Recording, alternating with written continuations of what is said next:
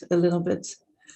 So last week we started speaking about the nature of the mind. And we discussed the three levels of the mind: the coarse mind, the subtle mind, and the extremely subtle mind. And then we spoke about how we can relate to ourselves in a healthy way when we start meditating and when we practice Dharma, so that the way we approach ourselves and the way we treat ourselves becomes supportive for our practice. So that comes down to having a loving and compassionate attitude to ourselves, which is not so easy for most of us. And then we spoke about the obscurations in the mind. What is obscuring us from seeing the true nature of the mind? And we spoke about the delusions and about the self-grasping mind in this context. And from there, we went on to discuss the two truths, the conventional truth and the ultimate truth, and the meaning of the word true. What does it mean when we say my true nature, or something exists truly? And then on Friday, we spoke about the 8 worldly concerns, which is basically that which motivates the self to engage in actions. These are our likes and our dislikes. And they are actually constantly in our mind. You know, I think it's, the more I look at it, it's like an obsession. It's you cannot just put it down and say, now today I'm not going to follow that mind. You know, today I'm going to do something different. The mind is always there, even when we practice Dharma, even when we meditate, even when it is always there, because it goes back to a very subtle mind, to a very subtle level. And, you know, even if we have a kind of control over the most coarse levels of our delusions, they're still the subtle levels. And then the self-grasping is still there. I tried to put them in the Google Drive folder, but I didn't have the access. So maybe, Pema, you can help me with that. And then I can do that tonight. Sure, Venerable. Yeah, I'll give you, I just received your email. Okay, all right. So I'll give you access. Yeah. Okay, all right. So I'll put there the refuge prayer and the 8 worldly concerns, so that you can put them on your fridge and remind yourself every day that that is, you know, what deep inside is going on all the time. And so now we're in the second week. And of course, we love to talk about the nature of the mind and connect with that. And in order to be able to do so, we need to know first how to disconnect from what obscures the nature of the mind, right? Some of us don't like to go there. We just want to talk about that beautiful nature. But if you do not know what is preventing you from seeing that nature, then every time when delusions come up, you know, no matter how wonderful meditations you have and you have fantastic conditions, but when the delusions come up, you have no tools to recognize them and to do something about it. And so I think it is important, you know, especially if we have a normal life. I don't want to say that some people don't have a normal life, but if you have a life in which you have your job and your own things that you need to do during the day and your own structure, you cannot just say, I'm going to take some time off to generate a mind without, you know, where the delusions have subsided. You just have to be there. And when people trigger you and people say something which is not kind, or they push you a little bit hard, the delusions arise. And so delusions is something that we have with us all the time, almost all the time. And so when you have the tools to work with that, and to work with that, I feel means creating a different relationship with them, somehow finding a different way of relating to them. You can apply that everywhere where you are, you know, so that will give you a lot of freedom. So today we're going to look in general at the delusions, in a sense, what do they have in common? And then we'll talk about the antidotes that we can apply in order to lessen the delusions or decrease the delusions. And then tomorrow we'll go into the specific delusions such as attachment and anger. And if we have enough time, also in how we identify with our self-grasping mind and what we can do about that. So today I will go a little bit faster through settling the mind, and setting a motivation and taking refuge, so that we have a little bit more time for the teaching. But it is always good to start with, even if it is 1 or 2 minutes, to recollect all your thoughts, your feelings, your mind, bringing it all to your body, to the present moment.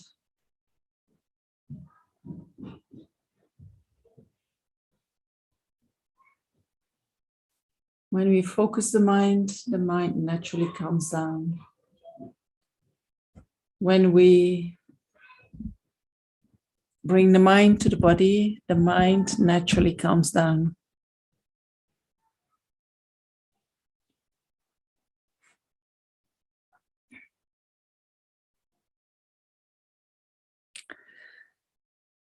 Let go of all the thoughts that are still busy with what happened before the session and during the day.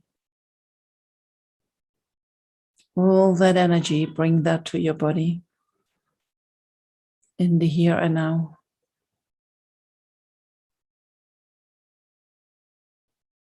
And all that energy that is already preparing for what will come after this session. Collect that as well. And bring it to your body, to the here and now.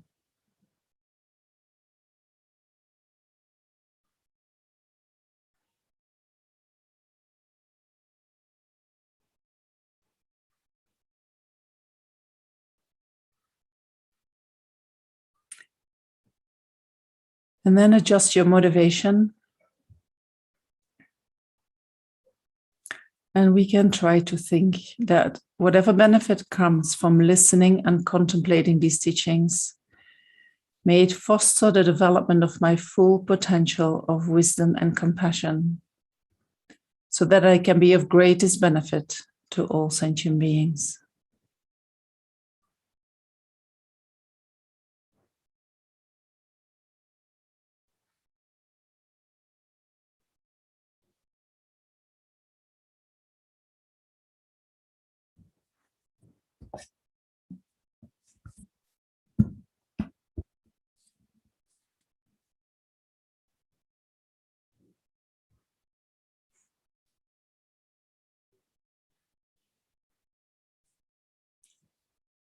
And then we can take refuge by reciting the refuge prayer, which you can find on the screen. I will just read it one time, but we contemplate the meaning as we talked about last week. I go for refuge until enlightenment to the Buddha, the Dharma, and the Sangha. By listening to the teachings and practicing the perfections, may I achieve the state of a Buddha for the sake of all sentient beings.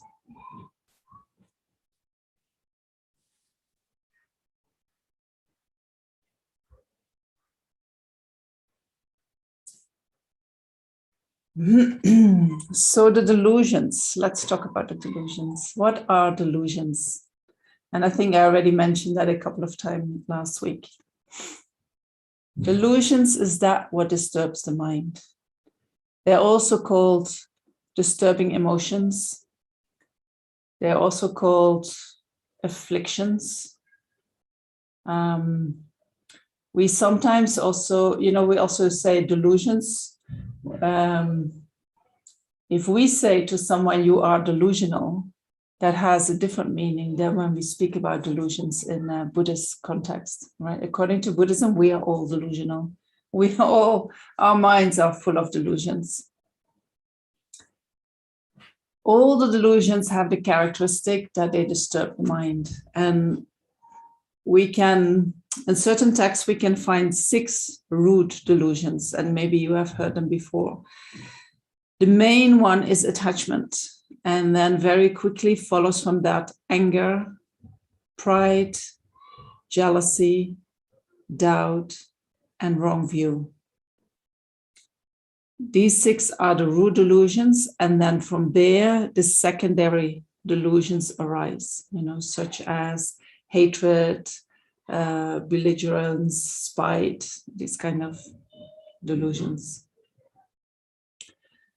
So each of these delusions can be associated with pleasant feelings or unpleasant feelings. It is not that the delusions only arise, and when they arise, we don't feel happy, or we don't have pleasant feelings arising in the mind. Some of them come with pleasant feelings. So if we look what kind of delusions come with pleasant feelings or are associated with pleasant feelings, then we can say that attachment, for instance, every time when pleasant feelings arise in the mind, attachment is there to follow the pleasant feelings, because attachment likes to have more pleasant feelings. So attachment and pleasure, they go very much together. And for many of us, they appear as the same thing. There is no difference between attachment and pleasure. So when we talk about letting go of attachment, we hear, oh my gosh, I have to let go of my pleasure. No, I'm not going to do that, So in Buddhism, we're not letting go of pleasure. We actually create the causes for pleasure. We want pleasure.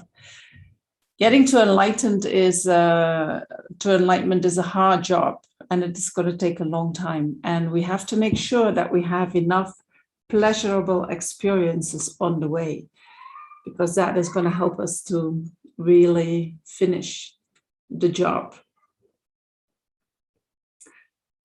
So what other delusions are associated with pleasant feelings? For instance, pride. Somebody's praising you because you have done such a good job, and you have this feeling like, wow, I'm so special.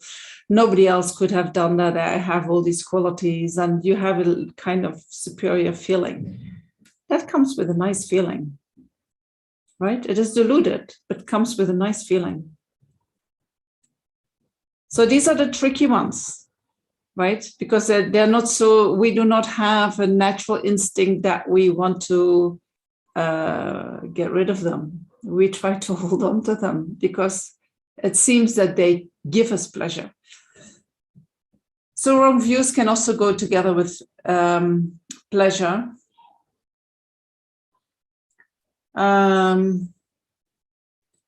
And I mean, if I'm going to give examples, some people might feel hurt, so I'm not sure if I should do that. For instance, I mean, and this is, I hope, I'm not sure. So there is in Hinduism, there are these festivals where we kill animals, right? Or where people kill animals, and quite proud of that, and they enjoy that because they're offering. You make offerings to the deities.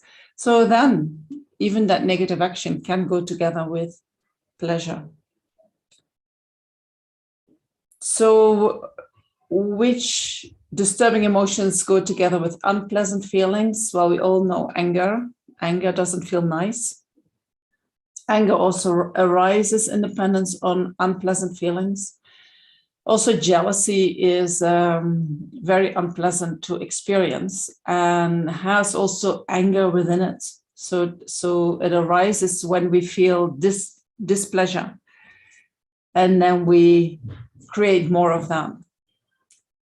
Doubt, I wasn't sure, I think when you have doubt, and here doubt means that you do not know which way to go, and you keep hanging into that. And that hanging into that can take a long time. So that means you cannot move forward. And therefore, it is a disturbing emotion. I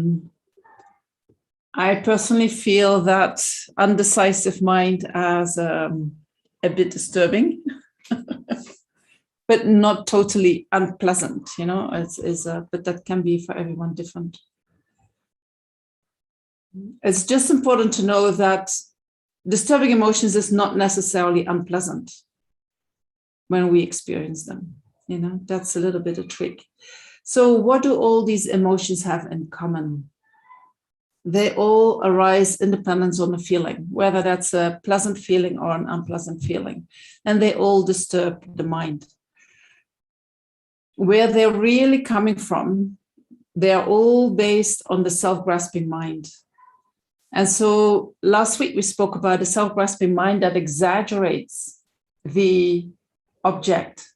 It adds a mode of existence to any object, to any person, that in actuality doesn't exist. Self-grasping adds that inherently existent quality, making things more independent, more permanent, more unitary than they are in actuality. So if the mind of the delusions is based on that self-grasping, then all these delusions are also, although they have their own color and their own function, they are all affected or infected, I don't know how to say that, with adding that mode of existence, which the self-grasping mind also does. So we say they exaggerate the qualities of their object. So for instance, attachment exaggerates the good qualities of an object. Exaggerating means the good is not just good, but it is really good. Real in the sense that it appears as if that goodness is coming from the side of the object. Right? Anger does the same thing.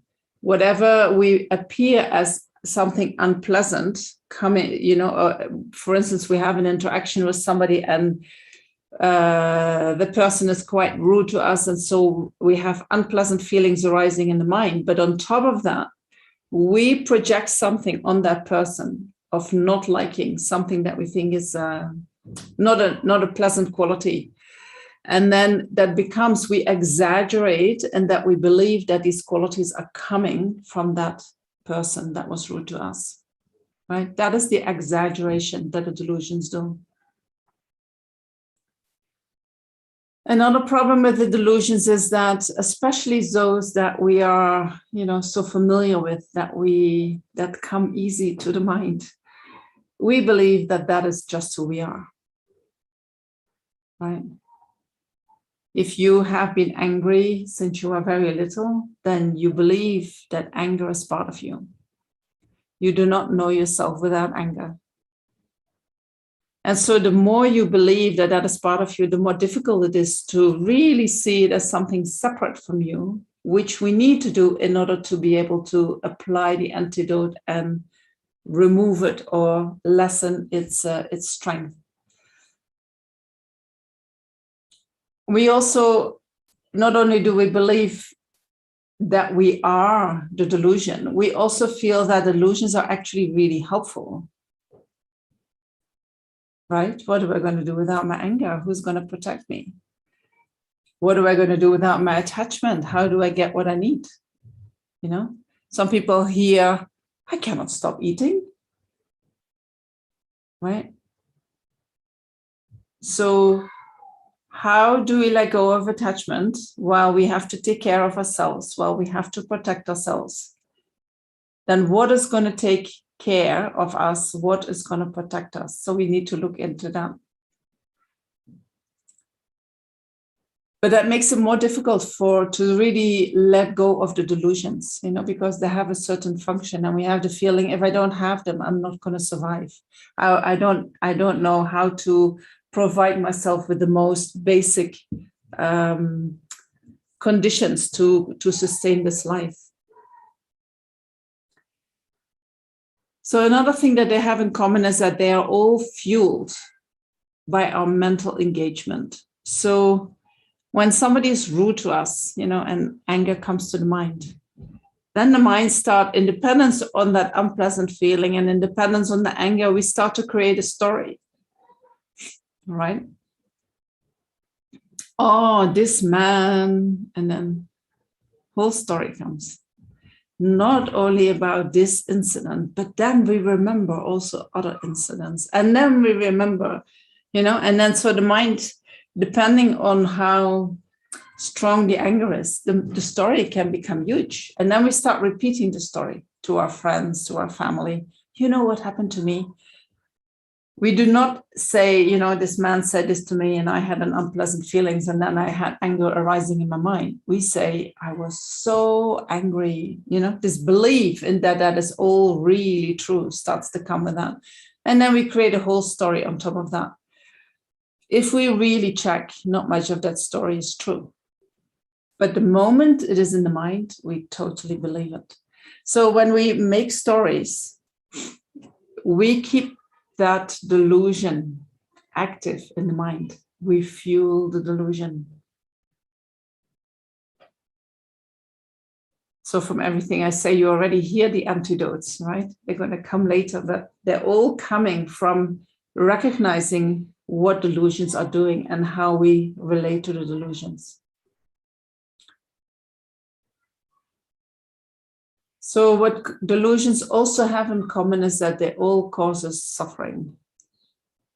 Although it appears that attachment and pride come with pleasant feelings and therefore give us some kind of happiness, if we really look into the mind of attachment, if we really look into the mind of pride, they're very painful, you know. They cause a lot of suffering. So tomorrow we will look deeper into that nature of the specific delusions and then also in the suffering nature. Today, I just want to talk about what we can do for the illusions not to keep increasing once they arise in the mind. Right? And then we do it in general, that you can apply to any delusion that arises in the mind. And so we need to realize that we have this habit of reacting with our delusions since, according to Buddhism, since beginningless time, which means that we have no memory what it is to be without the delusions. The main antidotes that we need to develop in order to oppose the delusions, or if we would like to find one antidote that opposes all the delusions, then it is really the wisdom that realizes the lack of an inherently existent self. If all the delusions arise from grasping onto inherently existent self, believing that the self exists like that, while in actuality the self doesn't exist like that, and if that is the cause for all the delusions to arise in the mind, then if we can develop the mind that directly opposes that self-grasping, then there is no basis anymore for the delusions to arise. So in Buddhism, we say realizing emptiness directly is what eliminates the self-grasping mind and therefore eliminates all the delusions. Right? When we realize emptiness directly, it is not that we eliminate all the delusions in one time. That happens in layers. But once you have realized emptiness directly, once you have seen the nature of reality, once you have seen the lack of inherent existence of the self, then when delusions arise, I think they say you cannot create any projecting karma anymore, which means we cannot do full actions anymore. We can, I mean, and I didn't want to go there. I feel like with Dharma, every box that you open is a whole box of information, you know, so you have to leave certain boxes closed, otherwise it's becoming so complicated. But what it means is that from the moment that you realize emptiness directly, it is impossible to create karma that will project you to a future rebirth. Your delusions are weakened so much. I think maybe your motivation has changed. You do not believe in them anymore. So therefore, it is very difficult to do a full action or a complete action. And so therefore, this karma cannot be produced anymore. So that is the big one, realizing emptiness. And meditating on emptiness, meditating on dependent arising. I hope we have on Wednesday time to talk about that. These are very powerful antidotes to the self-grasping mind. And so when you meditate on that, then although you only target the self-grasping mind, all your delusions will reduce. Your mind will become more clear, your mind will become less disturbed, your mind will become will experience much less suffering, just by meditating on emptiness or dependent arising. So this is the main one. 10 minutes every day, it will change your life. But we can do a lot more in reducing the delusions. So I'm going to give you a list if you want to make some notes. Delusions arise after the feeling comes to the mind, right? Pleasant feelings arise, attachment follows. So attachment comes a little bit later than the feeling. Anger, unpleasant feelings arise in the mind, then anger follows. And then attachment tries to hold on to that pleasant feeling, and anger tries to separate from that unpleasant feeling. So they're actually trying to do something which already has passed. Right? If feelings come and go, the pleasant feeling is coming, and then attachment wants to hold on to that pleasant feeling. And then, in dependence on that, we might make stories about how good that is, what you're going after. And with the unpleasant feelings, we might, when anger arises or when aversion arises, we might start making stories how bad that is. So the mind of the delusions is mainly operating, or I would say almost always operating in the past or the future. It operates in the past because aversion is trying to undo what already happened. And it is working in the future because attachment is trying to get something which it believes it can get, but it has nothing to do with the present moment.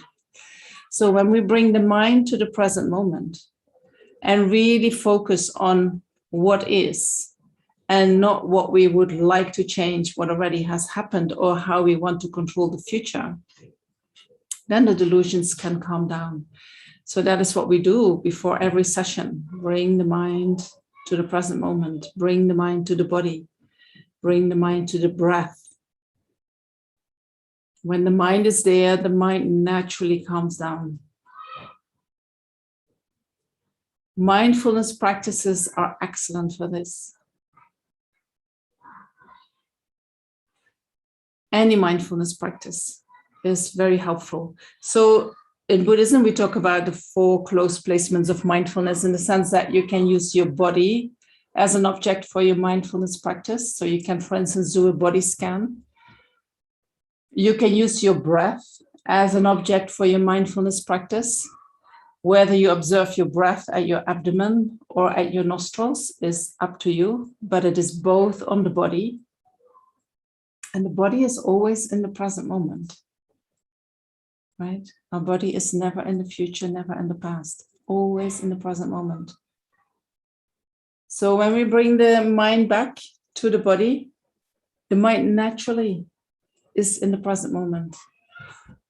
Also, the feelings that arise are in the present moment. So we can focus on the feelings, especially the feelings that you feel in the body, related to the body. And then we can bring the awareness to the mind, but in the sense that the mind as it is in the present moment. So meditating on the nature of the mind is really good. All the meditations that we have done, you have to bring the mind to the present moment in order to see what is going on in the mind, and you apply the meditation to what you see in the mind.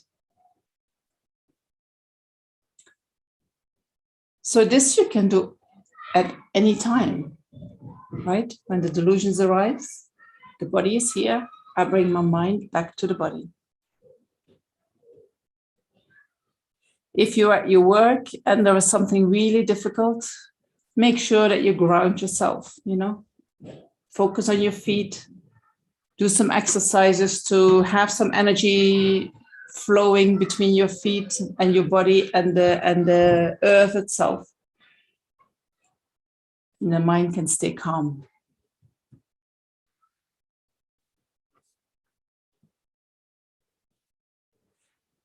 So does that mean that we can never think about the future, never about the past? No, we can't do that, but you need to do that skillfully, using your wisdom and compassion, using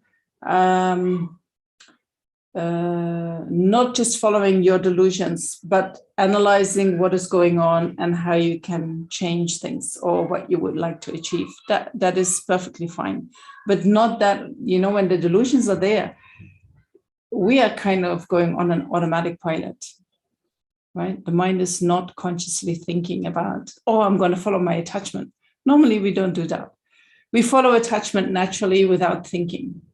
It's like the subconscious mind, right? So when you want to think about your past, maybe you have experienced some things that you didn't like. There was nothing wrong with that, but not on the basis of, that it was really not nice, and you repeat the story and you repeat the story. This is not helpful at all, but you can look at it and then see if you can somehow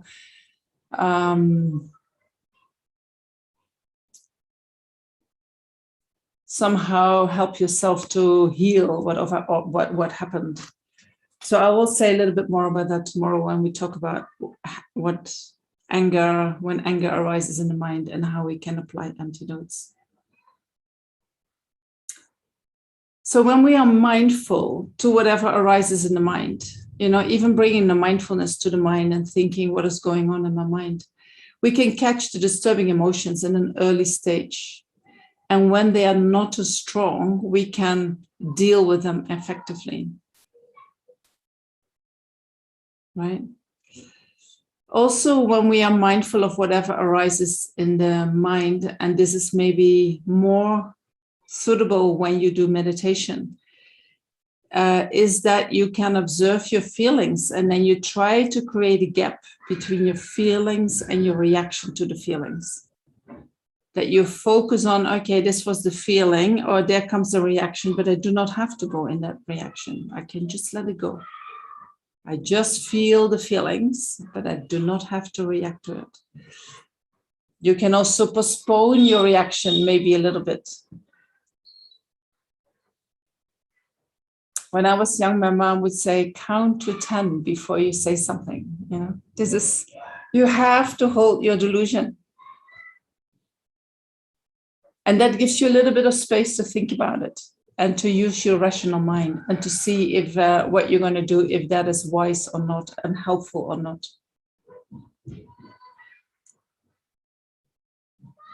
Then another thing that we can do is that we do not identify with the disturbing emotion. It is not you. It is not who you are. Disturbing emotions arise in the mind due to causes and conditions. And sometimes we have a life in which certain causes and conditions similar causes and conditions seem to arise, trigger a similar reaction in the mind, and we start believing that is just my life and that is just who I am and that is just, how I have done things always. So not identifying with disturbing emotions is harder when we're very familiar with the emotions. For instance, sometimes we can have the feeling that without that, who am I? If I would eliminate that, I don't exist anymore. Then nothing is left. But what we can do is we can start with maybe stepping back, right? Even if you believe this is really who I am, maybe you can say to yourself when that disturbing emotion arises in the mind, and I'll take anger as an example, You could say, oh, anger arises in the mind. You know, anger is not the mind itself.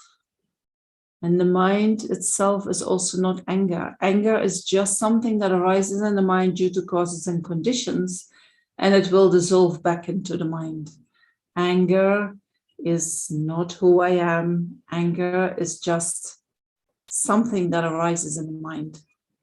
And so when you say, the moment that you say anger arises in the mind, you are not anger anymore.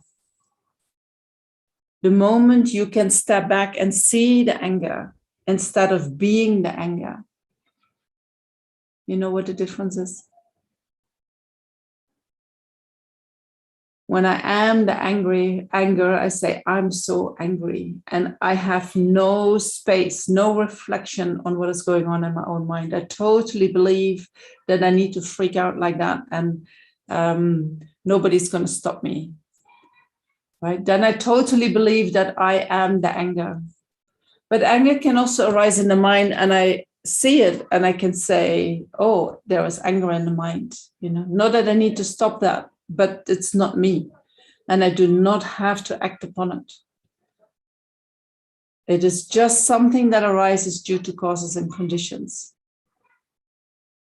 When the causes and conditions change, also that reaction of anger will change.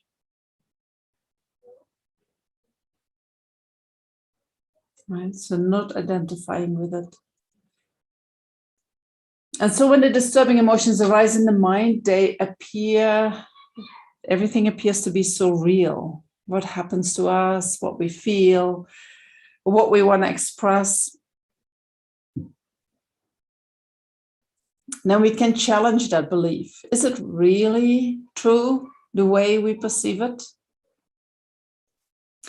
Is my anger really real? Is my attachment really real? If my attachment or anger would be real, then everyone would experience this. Right? For instance, if somebody says something to me and it really hurts me, I get angry. But the person who's standing next to me might see what is happening, but doesn't become angry because that person didn't speak to him or her. Right? If my anger was really justified and true, and then the person next to me would have experienced the same thing. They were present, but they had very different causes and conditions. So for them, it didn't trigger their anger. And so that anger that arises in my mind is only there because of the causes and conditions. As soon as they change, the anger will also change. Right? So we challenge, are you really real?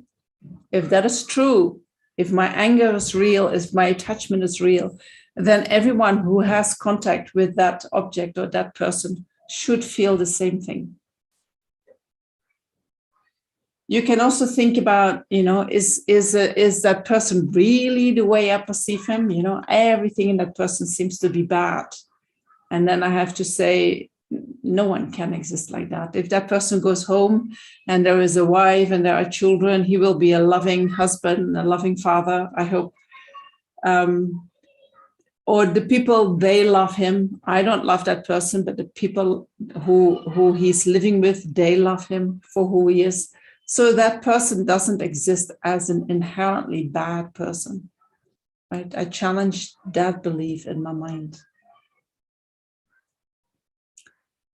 And sometimes we have the feeling, or we believe, that whatever arises in the mind is reality itself. Right? One time I did a 1 month Vipassana retreat, and all these stories, they come to your mind, you know, repeating the same story, and they never happened. And what I did in an attempt to make it happen is I changed the story every time a little bit. Until I discovered, like, oh my, this is total fantasy. Nothing of what is going on in my mind has anything to do with reality. Nothing, you know. that was quite a shock, but it was a really good experience, because suddenly I could see that mind, how we make up these stories and believe in the stories, and we believe that that is reality itself. And if we think hard enough, it might actually happen like that. And so remembering that whatever arises in the mind is simply a projection of our own mind, or it is our own fantasy. It has nothing to do with reality itself. This is something that we do when the delusions are not too strong, you know, because when they're really strong, we do not want to hear that they are not really true. So you do that before you get angry and before strong attachment arises in the mind.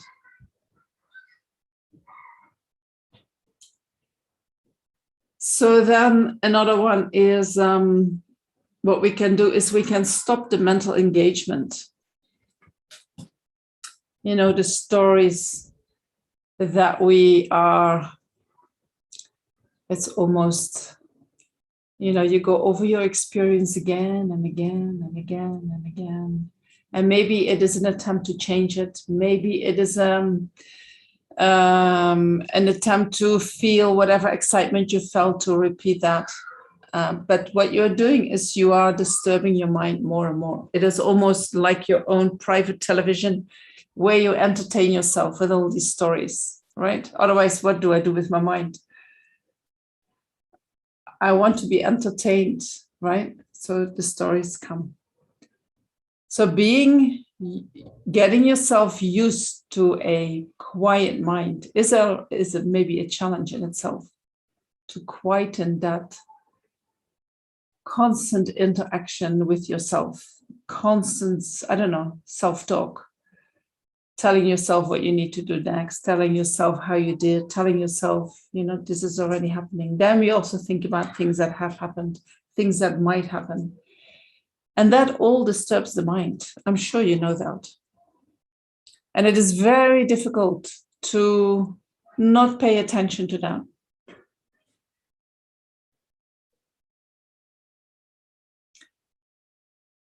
So when we try to decrease that, what is going on in the mind, it is not that we try to stop our thinking. It's not that we try to stop our feeling. It is not that we try to stop our reaction to the feeling. But what we're trying to do is we try to change our relationship with whatever arises in the mind. Instead of being slaves to them and just following them wherever they're going, we try to say, oh, no, hello, I'm going to step back and I'm just going to watch it. And you can go wherever you want, but I'm not going to go with you. I'm going to stay here with my body, focusing on the things that I need to do. Focusing on my breath, focusing on whatever you want to focus on in the present moment. But you stop following the feelings, the reactions, and the stories. And slowly, slowly, it starts to quieten down, you know, naturally. But we would never try to get rid of it. That doesn't work. And also, it's not the purpose of meditation. The purpose is that we are, instead of being slaves and following all these, how to say that?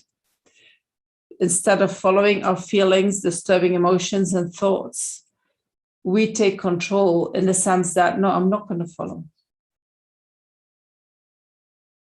I'm going to stay here where I am. And then I'm going to choose where I want my mind to go. And so for a long time, we will have both things happening in the mind. Part of our mind can decide that this is what I need to do. I can bring my mind to the present moment. I meditate on my breath. And then on a subtler level, that old story keeps running, you know, or our old way of doing things keep running. So this is normal. This is not a problem, you know, as long as you keep seeing that the story is playing out, but you're not part of it.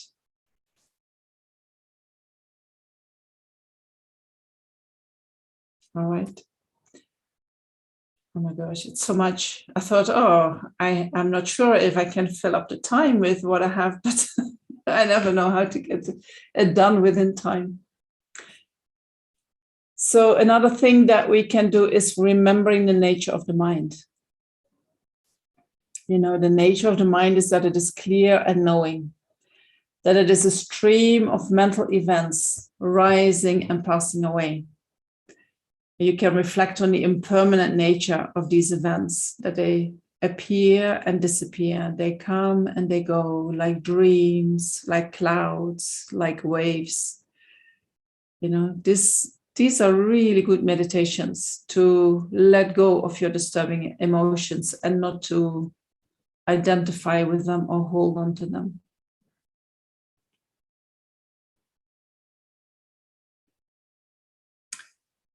What we can also do is we can create the conditions in which it becomes more difficult for disturbing emotions to arise. For instance, meditating on a regular basis will help you to calm the mind daily, even if it is 5 minutes, even if it is 10 minutes.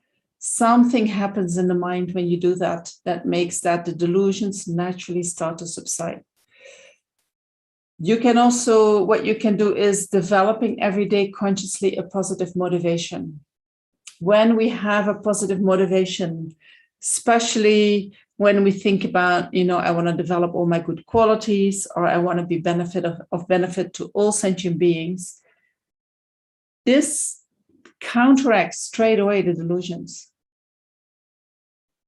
Delusions are all about a self-grasping mind. So when our motivation is opposing that or is interested in something where the self-grasping mind doesn't have much to say or has nothing to say, you know, then automatically whatever comes from the self-grasping mind doesn't arise.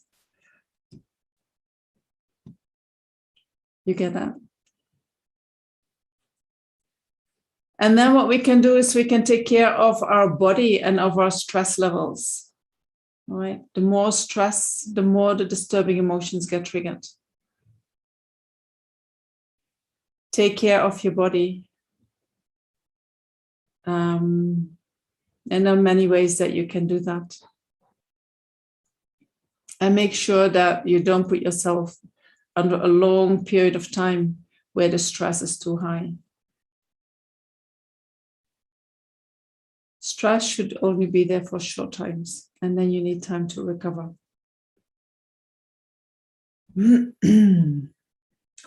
So one of the tricks is that we accept whatever arises in the mind without being part of that. We don't fight with the mind. We don't try to change the mind, but we try to relate in a different way to the mind. And so when things arise and when we follow or we push it back, you know, then first of all, don't judge yourself. You know, oh, I'm so stupid. I didn't do that right. Right? We take this big stick and then we hit ourselves. And then we think we're going to relax and meditate. But they don't really go together. So don't judge yourself for whatever arises in the mind, for the motivations that you have, for the actions that you are doing. We are doing whatever we do is due to many causes and conditions. And we can have habits that have arisen due to many causes and conditions. And so we are where we are, no matter what that means. Whether you feel like, oh, you're doing everything wrong and you have no positive this, or these are all judgments. You just are where you are. You are a human being. That's good enough. You have somehow created the good merit to have a human body. You somehow have created the merit that you have access to these teachings. You have so much merit. There is no need to be judgmental in any way. You have all the possibilities there. You just have to start where you are, right? So you need to do a reality check with yourself and then accept whatever situation you are in, whatever condition your mind is in. And that is where you start. And you have the choice to make every action either into a cause for happiness or into a cause for suffering. We all have the choice to make every action either into the cause for liberation or a cause for samsara. And that's all we can do. We make the choice, you know. And instead of beating ourselves up for the choices we make, because I know that often, you know, even when we practice Dharma, most choices might still be for samsara. So I would say recognize when you make a cause for liberation and rejoice very strongly in that, because it's very rare that we can do that. Also, don't blame yourself, don't shame yourself or anything that you're doing. And also don't do that to others. Don't judge others, don't blame them, don't shame them.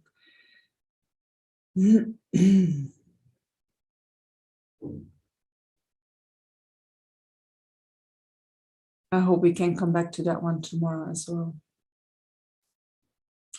And then what we do in Buddhism is very structured, right? So the first thing that we do is, what are the disadvantages of the delusions? And then we think about what are the advantages of having lesser delusions. And by going through these contemplations, you know, you somehow the mind creates a wisdom, and then on the basis of that wisdom, at a certain point says, no, I don't want this anymore. I want to have more of this. I want to have less of that. Right. So by contemplating advantages and disadvantages, that mind naturally develops.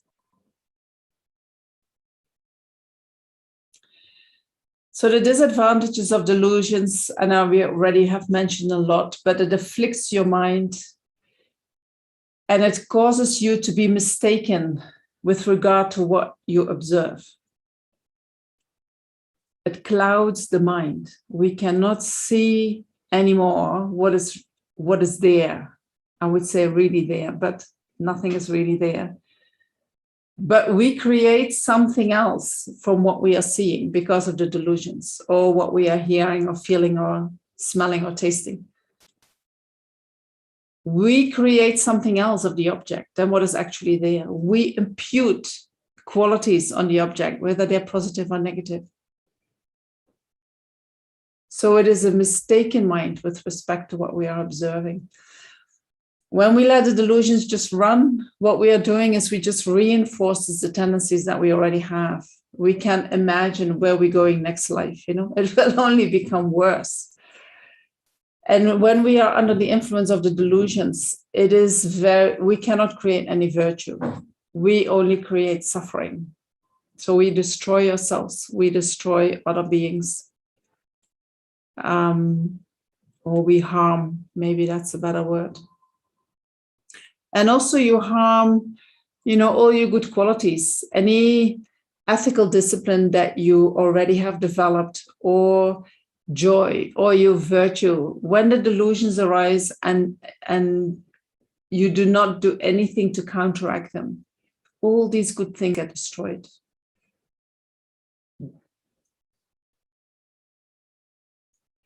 So what are the advantages of having lesser delusions? And I'm going to ask that to you.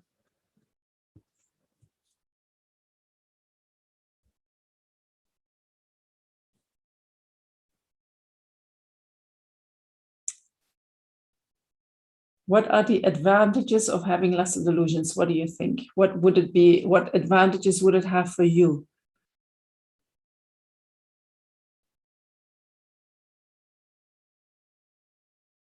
We would have more happiness, a more peaceful mind.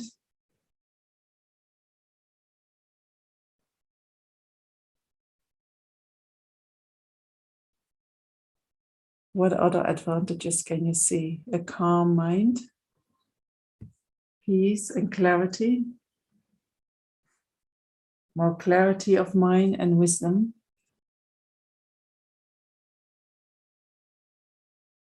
And to take care of each other. We would see the world as a more peaceful place to live in, would you?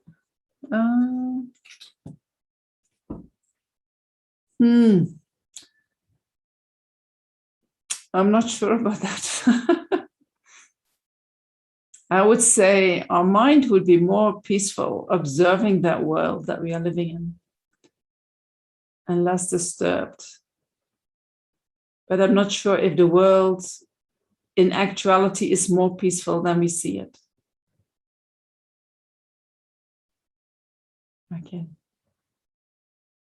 For us, it's better, right? It's like if you are living in a difficult situation, then it is better to have a peaceful mind than that your mind is disturbed. And then, although it is a difficult situation, you do not suffer so much from it. Having less delusions creates more room for compassion for others. Yes. More peaceful relationship with others, less suffering, and more space for happiness. So as soon as we have less delusions in the mind, it's quite beautiful. You can see that we are less occupied with ourselves, right? Suddenly there is a space for others. Oh, I can have compassion with others. I can look at my relationships with others. We will be able to see and experience more in life because of less obsession, focus on the past and the present. Yeah. So what they say is when you focus on the present moment, you know, whatever delusion arises, if we can let it go, our experience becomes so much more full and more intense. And because attachment and aversion just takes us away from the feeling, from the experience. So when we what are the advantages of lesser delusions? We will have less focus on the past and future. Do we have less focus on the past and future because we bring our mind to the present moment and therefore we have less delusions?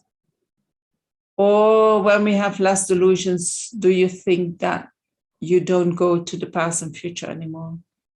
This I would check. I would think about that. I'm not sure. We become more in touch with life. That's true. We have less delusions to encounter on the road towards moving away from self-centeredness. Less delusions to encounter away from self-centeredness.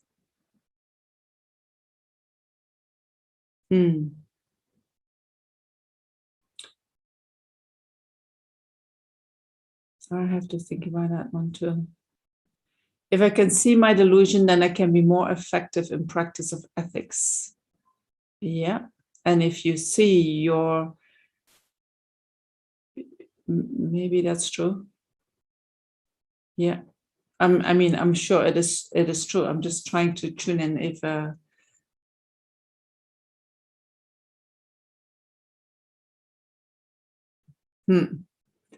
I think maybe you mean if you're more mindful when the delusion arises, you will be also more mindful of the actions that you're doing. And so then instead of mindlessly engaging in non-virtuous actions, you actually bring your mind to the present moment and say, oh, I do not want to go there. Is that what you mean, B? Something like that.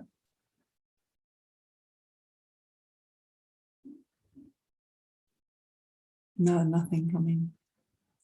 Please, can you repeat what you said about the delusions and being in the past and future? Yes, I saw that question, Jitin. To be aware of my self-centered intention. Yes, and also to be aware of your capacity to change that into a different intention. So the delusions being in the past and the future, when I speak tomorrow about attachment and aversion, I will more extensively go into that. Is that all right, Jitin? Okay. Can't do anything about my jealousy if I'm not aware I'm jealous. That's so true. That's true. Yeah. Oh, in that way you mean it. Yes. Yes. Sometimes, you might, yes. When I started practicing Dharma, I thought, I was very much a people pleaser. I thought I was a very good person because I do anything when anyone asks me. So I believe I'm a very good person. And then I met this, Lama Zopa sent me to this teacher in Nepal. And within no time, I was so angry with this teacher. And then I was shocked and I thought, how can I be angry with him? He hasn't done anything to me. And then I started to see my anger, and I was never aware of that. I had never thought that what was arising in my mind was actually anger. You know, I thought it was coming from a goodness. I thought it was, anyway, so I understand what you're saying, B. We can't do anything about the delusions unless we are aware of it. I think I can't practice Dharma properly if I'm not aware of my emotion, thoughts, and intentions. That's true. But I think also, you know, that practicing Dharma is a constant purification of these emotions and thoughts and intentions. We have intentions, and I feel like we have so many layers of impurities that we are not aware of in the moment. But when we started to practice, we see the first layer, and then we deal with that. And then the second layer shows itself. And then the next layer shows itself. I have discovered things about myself that I never thought that would be part of my being. You know, I would think I would never do anything like that. And suddenly I find myself doing these things. And I think, how is that possible? What is that? You know, but I think it's just another layer and another layer. And we just have to open them all up and look into it and purify what needs to be purified, and keep also seeing the good qualities that come with that, you know, but seeing more layers. The more layers we peel off, also the more compassion will come, the more wisdom will come.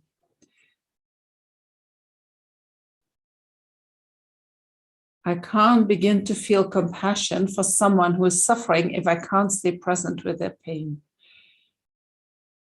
Also, that is true.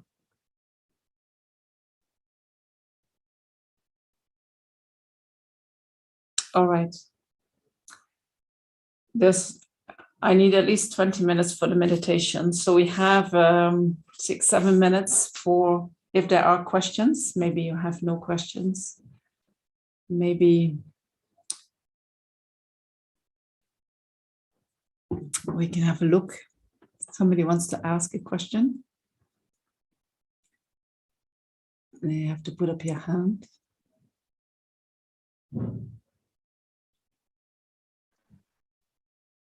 If anybody has a question, please raise your virtual hand so that we can see you.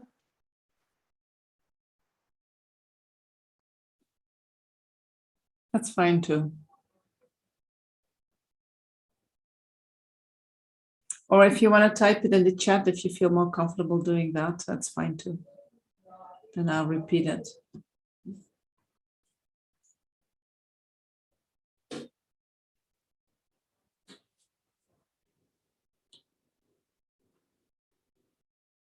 No questions? Was it all easy to follow? Is that a good sign or is that a bad sign? Part of my comment above was about what understand to be the process. I have a question hand raised. Wait, let me go first to Tom. Tom, I'm going to go up to the, I know that you said something in the beginning.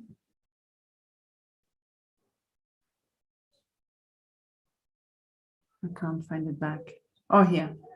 Last delusions to encounter on the road towards moving away from self-centeredness.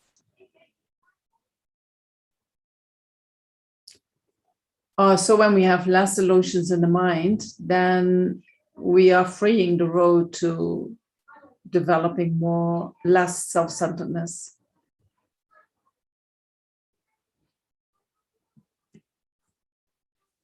I'm assuming that the processes are something we have to work through many things. Yes. Yes. We do have to work through a lot of things. And I don't know. Sometimes people talk about it as like peeling an onion, and I think it is like peeling an onion. Sometimes I have the feeling samsara is like we are wind up in a spiral, having repeated again and again and again and again the same thing, and we believe that about ourselves. Then we have to unwind. Some people call it de-stressing. This winding up is actually a stress for our whole being. We are not relaxed beings, right? We are, when the delusions are there, there is always a kind of stress. So what we need to do is to unwind from that stress or to de-stress. And that is like undoing that spiral, undoing. And so every time that we go around, I don't know, there was an experience that is very significant for our life, and then we have to look into all the layers and all the aspects, and we learn from it, and then we get a little break, and then the next one comes, right? And so we keep doing that, and then in the meantime, the mind becomes more skilled, and we can go to more subtle levels of mind, because these patterns are really rooted in the most subtle levels of our mind. And so to eliminate these patterns, we have to go to these levels. But in the beginning, it's impossible. The mind is too coarse. There are too many delusions. And so, but that is where we start. And then we lessen them and we lessen them, and then we can see more clear. And then, but it is an ongoing process. Yes. Okay. Jitin, we have 2 more minutes. Where are you? You wanted to ask a question, Pema. Yeah. My question is, I'd asked this question earlier, and what I'm trying to figure out is, when you said meditate on emptiness every day for 10 minutes. And that's a great starting point. And invariably the meditations go over, the ones that I have will go over the same words, and the concept becomes clearer. And the fact that you're trying to not see things in a particular way. But having said that, what I've been trying to do is just, when you look around at the world around you and the leaves and the trees, and you try and apply this concept to it, and say this has no inherent existence. It is a consequence of causes and conditions, and yet I kind of feel like I'm still at a blank, because that leaf is still there, and I know that and now I can tell that this is my mind, projecting this visual to me and this concept to me, but it's not really changing. I don't feel a slight shift in how I'm experiencing that whole thing. And it's not like I'm expecting anything to, part from the skies, but just at least, now that you've got the concept and you're applying it, you just kind of want to see it a little better or differently. And I'm kind of struggling with how to practice this on a day-to-day basis, right? Like when you're doing things, when you're, cooking food, when you're going about your day, is there a way to, just like you can be mindful, right? And you can incorporate mindfulness into your daily actions, into every microscopic second of your day. How can you engage with emptiness in a similar way? Right. So on day 6, 7, 8, I will talk a bit about emptiness and how to do that. I'm sorry, this is so, I say every time to you, I'll talk about that later. But when you want to meditate on emptiness and you say, well, it doesn't exist inherently because it arises from causes and conditions, that reason does nothing to your belief in inherent existence. Your reason is not competitive with your belief, in the sense that it cannot be an antidote to your belief in inherent existence. So that's why it cannot do anything. Where are you? You people jump in the screen. Okay. So I think this is But at the same time, meditating on impermanence is really good to break down these concepts that we have, that things exist as this, just this one entity. No, it is not one entity. It was before the leaves was a leaf. It was something else, right? So then in your mind, you think about what was the leaf before it was a leaf, and where was it, and what kind of elements did the leaf exist then, and that will break down that the leaf is really a leaf in that moment of time, because that is what we do. We make that one picture, and then we believe it always was like that. So you tell yourself it was not always like that, but then you still have the appearance of inherent existent leaf, right? And that doesn't, and that, yes, I mean, we all have that. So that doesn't go away from contemplating impermanence. Yeah. You need to really, so this I will explain on day 8. Not that it is gonna maybe change anything in your life, because it is really, His Holiness says, no, I haven't realized emptiness, right? And we all say, oh, we believe he did, but he doesn't claim that he can see that. So it is not that even if you understand the process, and even if you try to meditate like that, that you get it, right? But it is very good that you intellectually repeat what you understood, and repeat that you are projecting, and repeat, because that already will help to undo these conceptions that you have been believing in for so long, And there's so much that we need to undo. I found that really useful, actually. From my last retreat, I for some reason just memorized the definition of emptiness as, the absence of inherent existence of all phenomena, and that they are dependent arising. That doesn't work. And no, but it kind of just I would just end up repeating it to myself, and just that kind of helped. Of course, just those lines and don't explain, the aspects of impermanence and all of these things in as much detail, but I found that to be a line that just stayed in my mind, and I ended up repeating it again and again in my mind every now and then. And that kind of helped me, stay with the fundamental aspect of it. But I mean, it's not helped me in, experience and, engaging with it on a daily basis as much. Right. But you reminded yourself that what you're seeing is not really true. And that was helpful.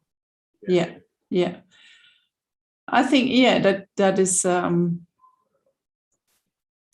only one thing that you're doing, and that already has an effect. So now you want to make the next step. Let's see on day 8 if that's going to happen. All right.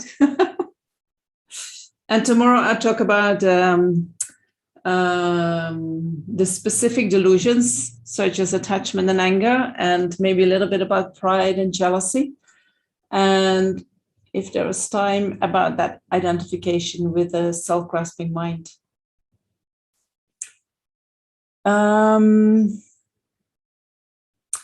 Day 10, I don't know who of you is going to be here and what you would like me to do. I'm open to hear whatever. I would like to be associated with the nature of the mind, or with our true nature, so that it is really in line with the Course, and that it doesn't become just blah, blah, blah with each other. I'm happy to do question and answer. I'm happy to go further into connection with our mind experientially.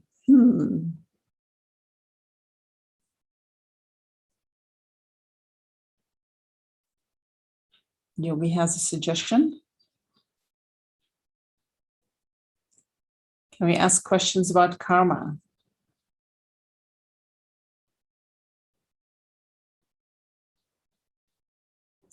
So what I can do is we can collect ideas, and then on Thursday, I check with whoever's going to be here on Friday, where your interest is, where you want to go with that day. Right? I mean, I quite like that, experimenting, experientially connecting with our mind. But that would be more similar to, yeah, I always had a feeling I'm making things up, but I'm not making things up, but I can see if there is something that I can share in that context.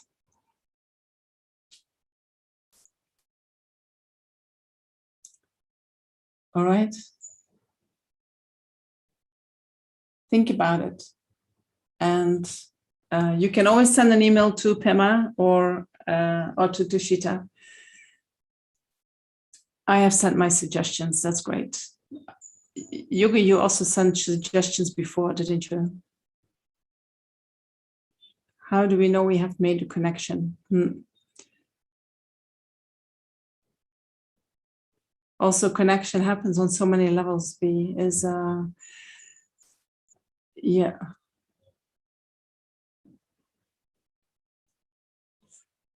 Sometimes there is,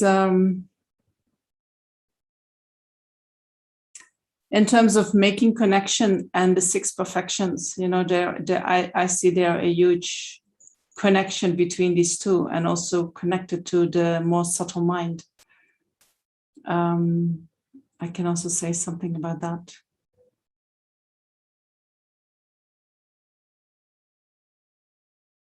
Okay, let's see what comes to the mind. So I listen to your ideas, and then I meditate a little bit, and then whatever is going to come, we can do that. I wanted to do a meditation on the body of light today. That's a really nice meditation.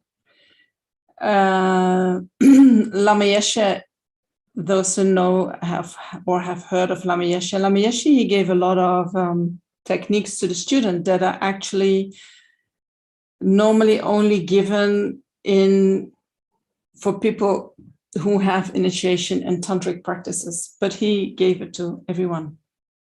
And so meditating on the body of light is, what it means is, this is actually our real state. This is actually our nature. In actuality, we are light.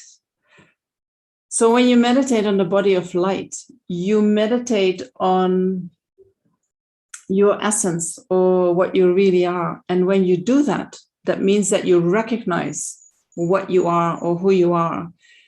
And when you do that, you have a huge purification will happen in your mind.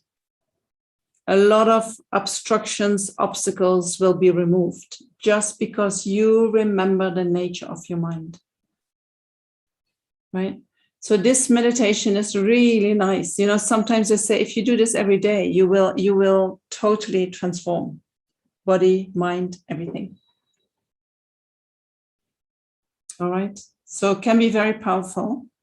I'll try to finish in 15 minutes so that I won't go too much over time in case you have appointments. All right. So make yourself comfortable.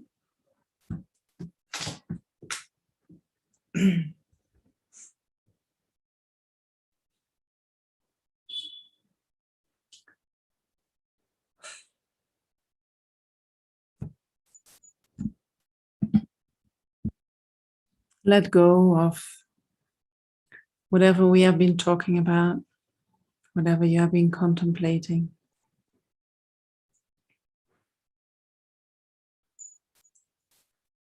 Maybe you want to take a few deep breaths.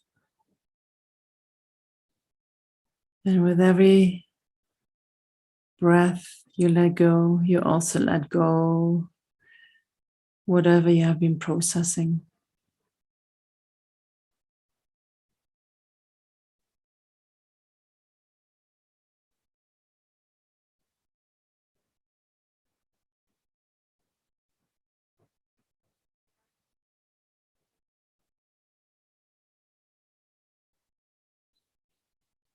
Let go of any tension in your body.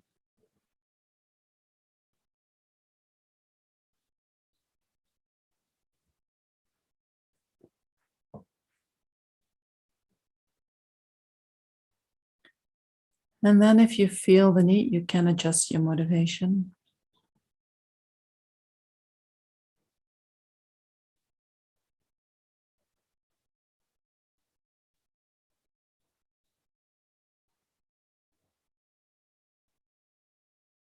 And then bring your awareness to your body.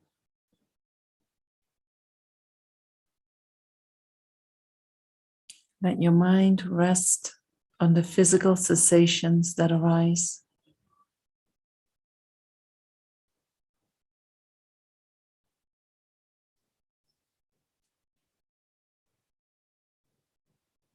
When you notice that your mind is wandering off, just bring it gently back to your body.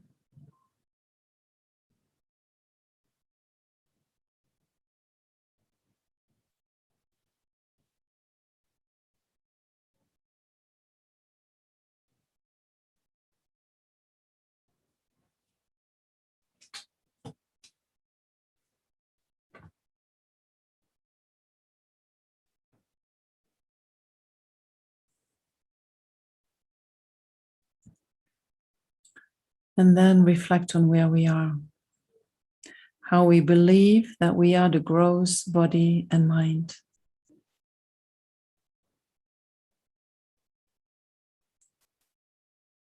We believe that we are our delusions and gross conceptions that pass through the mind.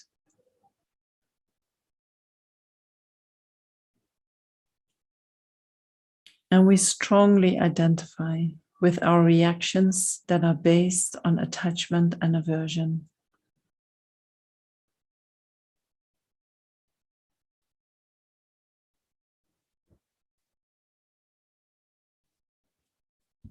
Holding on to our ordinary appearances makes our mind even more confused.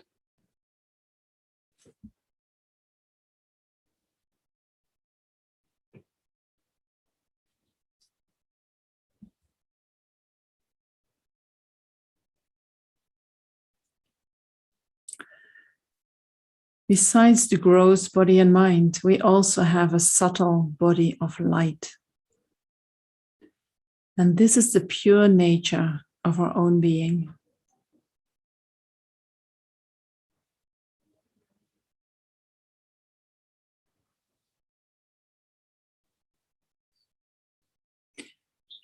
Visualize in the space above your head a sphere of white light, somewhat smaller than the size of your head, and pure, transparent, and non-material.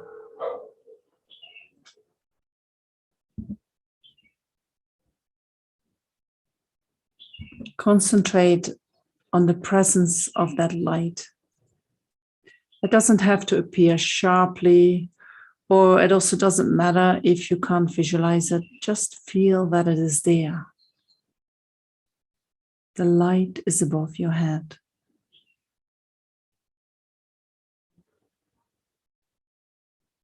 Concentrate on it.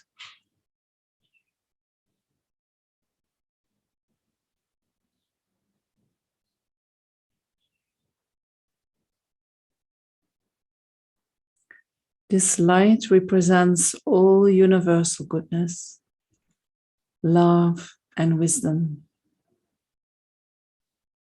It represents the fulfillment of your highest potential.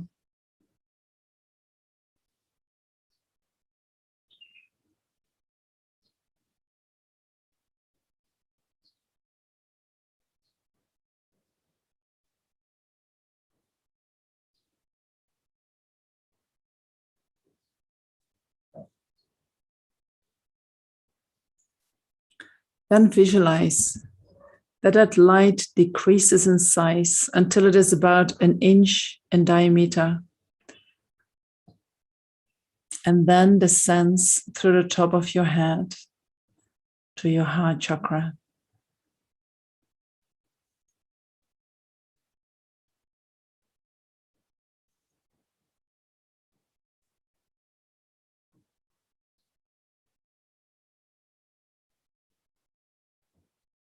Feel when it is in your heart, in the center of your heart, which is in the center of your chest, of your heart chakra.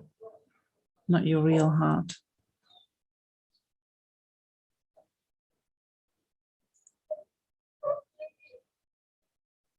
Feel it is there. And from there, it begins to expand once more, slowly spreading to fill your entire body.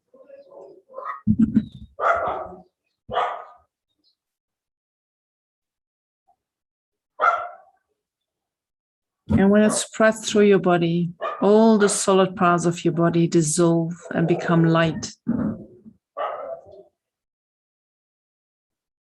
Your organs, your bones, your blood vessels, tissues and skin all become pure, translucent white light.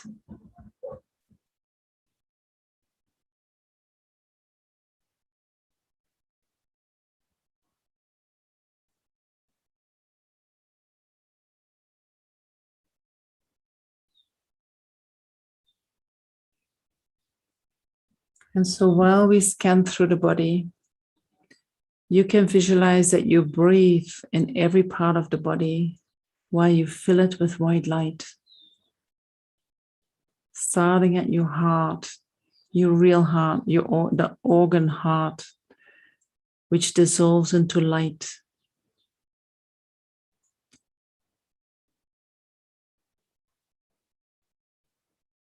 And from there, your chest, with your lungs.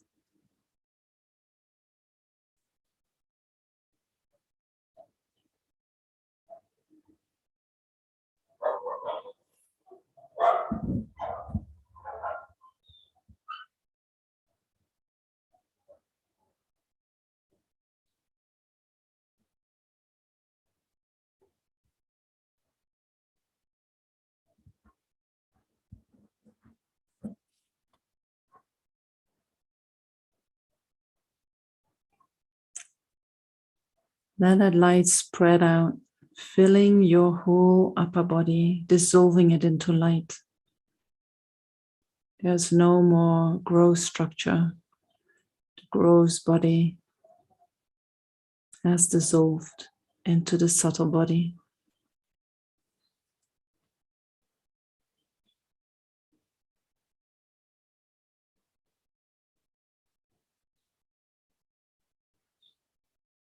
And then go to your abdomen with all the internal organs. Breathe in light and let them all dissolve into light. And when you breathe out, let go of any tension that you are holding there.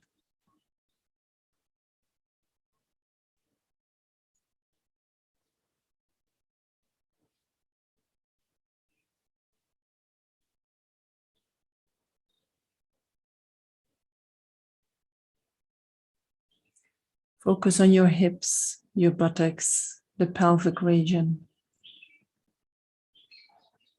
Breathing in light so that they all can dissolve into light. Breathing out any tension that was there.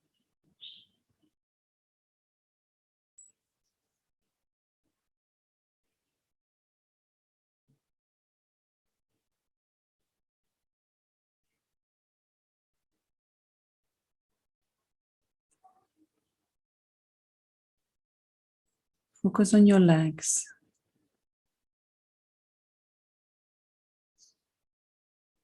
From the upper parts of your legs, you breathe in white light, breathing out tension.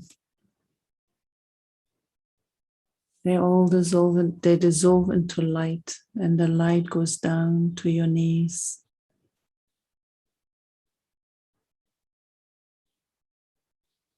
To your calf muscles, your lower legs, to your feet.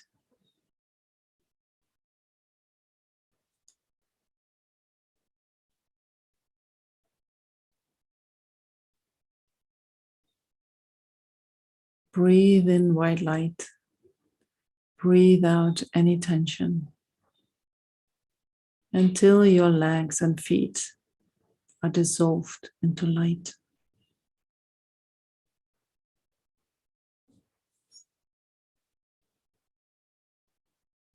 As if they become hollow tubes, allowing energy to flow without any hindrance.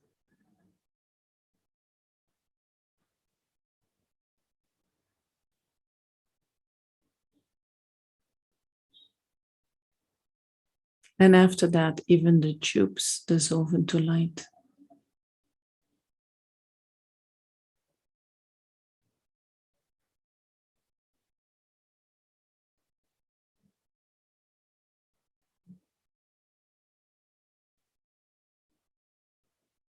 Then the light travels upwards towards your back.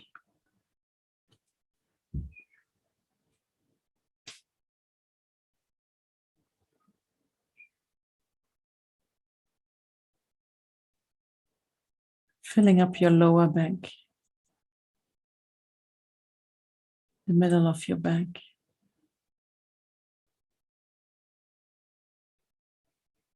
The space between your shoulder blades.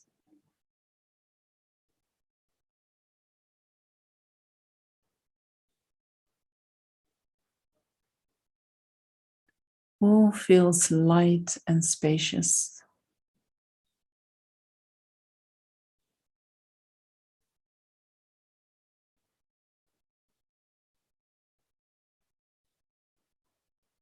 And from there into your arms.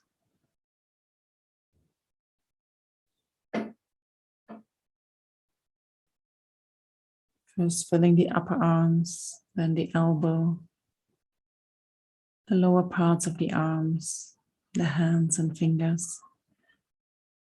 And also they first become hollow tubes, allowing energy to flow without any hindrance, and eventually completely dissolve into light.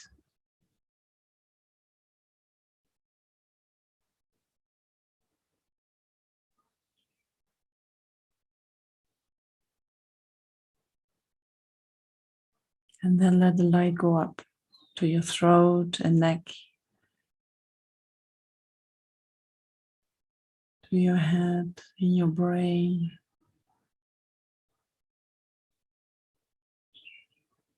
Your brain dissolves into light.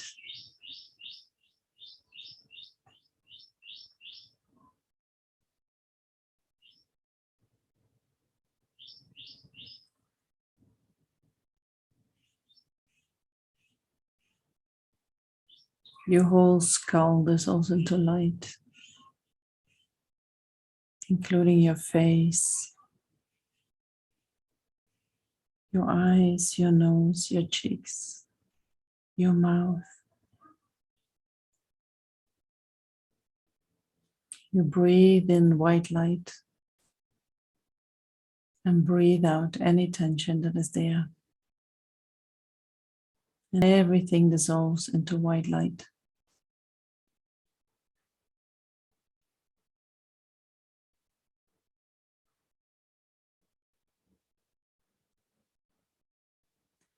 Focus on your whole body and rest in this body of light. This is the pure nature of your own being.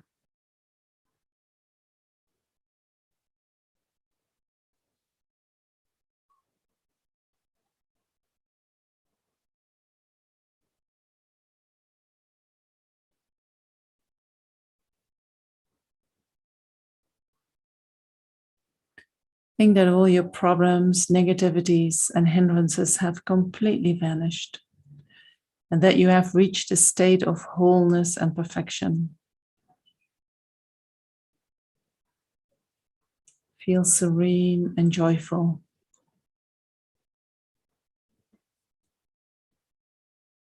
And if any thought or distraction arises in your mind, just let it dissolve into white light.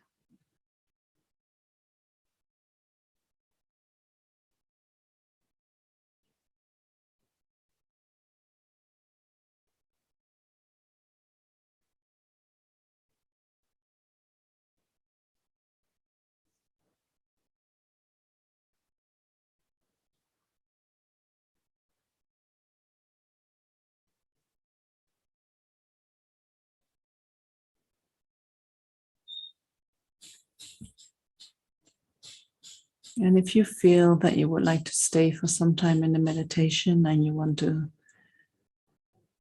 disconnect, that's fine. I'm going to bring the meditation to a conclusion.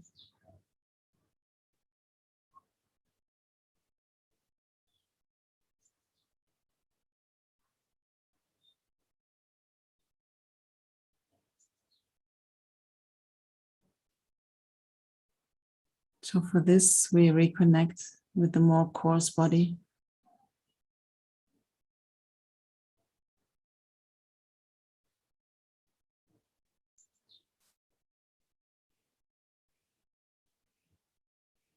Your body becomes more solid.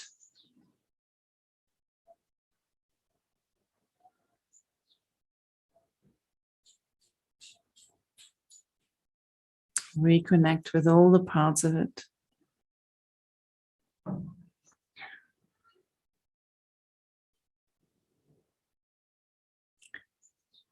And then we dedicate all the positive energy that we have created by doing this meditation.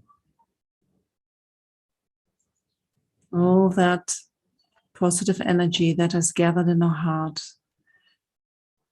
that filled up our whole body, we let it now overflow, radiating it out into space, touching each and every sentient being.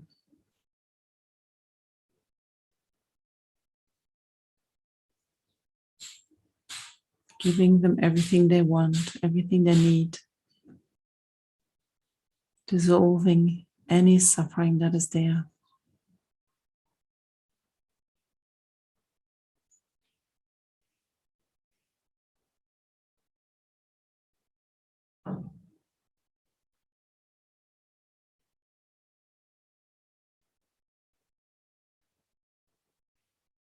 And then when you feel ready, you can slowly open your eyes.